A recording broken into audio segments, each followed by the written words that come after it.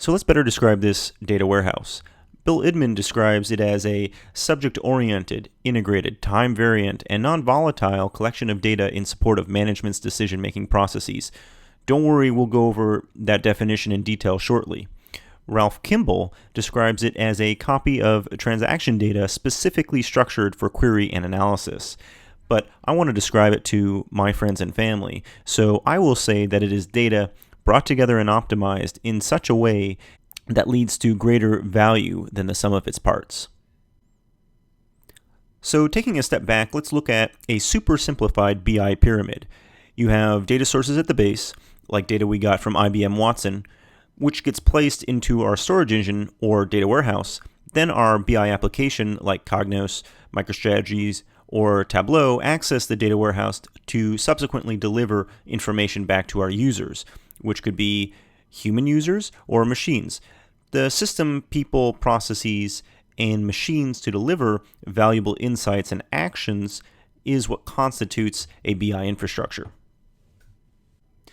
However, though I make it sound simple, this can lead to very sophisticated infrastructure designs, so just keep that in mind. So, why create a data warehouse and BI solution?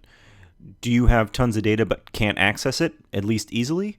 Do you need to ask diverse and complex questions from your data? Do you have different departments within your organization argue about the right numbers? For example, maybe total active members. Do you want to use the data to create big insights?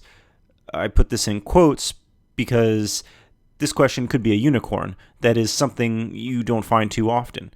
But the real question is, do you want to use your data as a platform, making many incremental improvements within your company that in total lead to big success and a strategic advantage? So why care about a good model?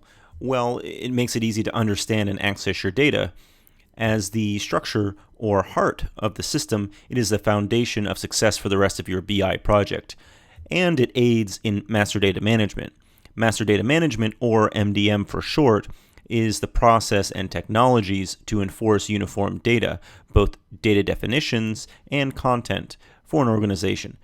Just like BI, MDM has its own large subject area, but it's intertwined, as both have interest in uniform data.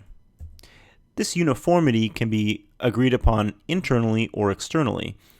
As an external example, the ISO 3166-1, which is the International Standard Organization set of country codes, in this case, we can see the 2- and 3-letter codes associated with countries.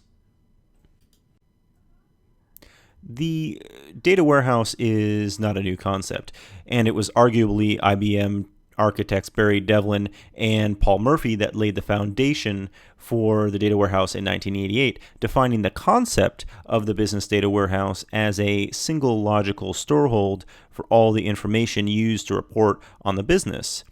But it was coined by Bill Idman in his book Building the Data Warehouse.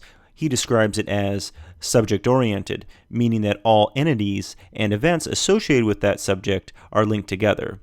Time-variant, meaning that changes to the data are tracked over time. We'll talk more about this later with all the different types of slowly changing dimensions. Non-volatile, meaning that the data is never overwritten or deleted. However, this is a very argued topic in the data warehouse or with data warehouse professionals.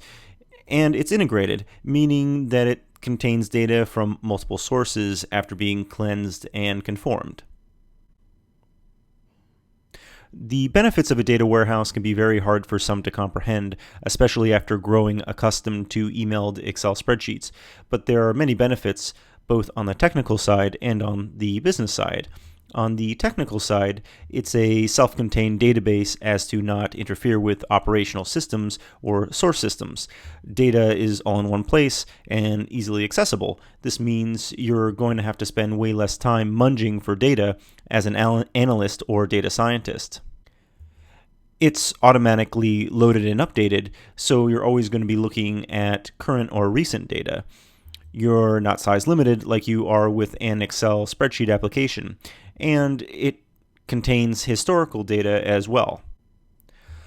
On the business side, there is data conformity, meaning that data associated with a given attribute is standardized. For example, let's look at the field constraint for gender.